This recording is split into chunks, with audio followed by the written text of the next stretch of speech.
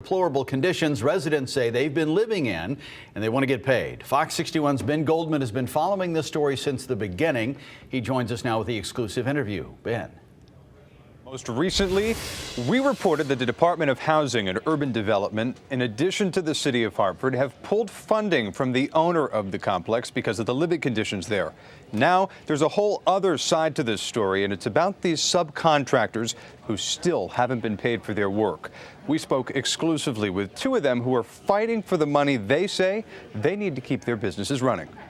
It's inconceivable. It's disheartening. It's over 30 days now, and I'm pretty much still waiting.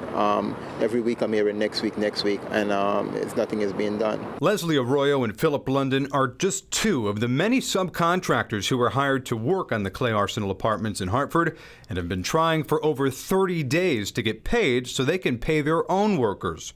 Leslie says he's been hearing different stories from Triumph, the management company that runs the apartments, and says he's owed over $7,000. These are the invoices that I had submitted. I was assured at this time that they had money allocated to do this work. You were told that they had allocated money to pay you. Right, to pay us. And not only that my check was approved. The following week after that my check was approved. The check's being cut tomorrow.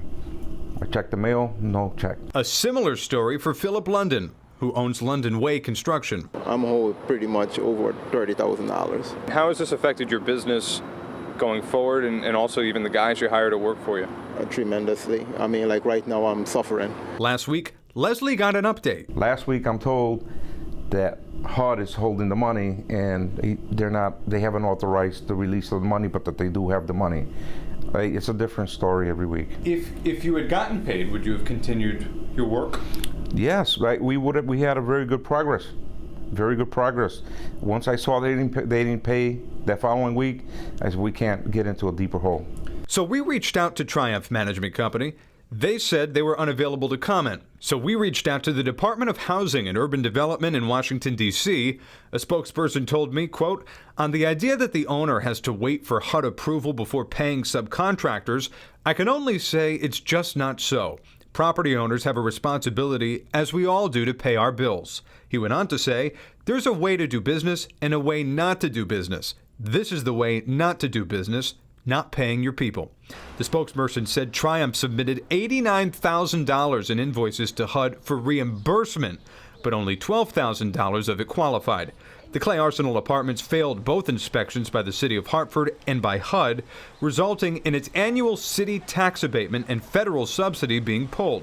After speaking with HUD, we reached out again to Triumph, and they declined again to comment. Do you think they would have passed inspections had they been paying? Yes, absolutely. And when the inspection was done, the feedback that I got, the work that we did, the inspectors found okay. Now, a final plea from these small business owners who now say they have ruined reputations in the industry and are afraid of going out of business. All I'm asking is just pay us.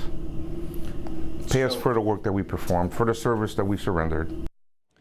Now, as far as the residents are concerned, they're in the early stages of moving, doing so completely free of charge with vouchers given to them by HUD. Those residents are allowed to move to any Section 8 housing in the country for free. But as far as the subcontractors go, the fight continues to get paid. I'm Ben Goldman, Fox 61 News.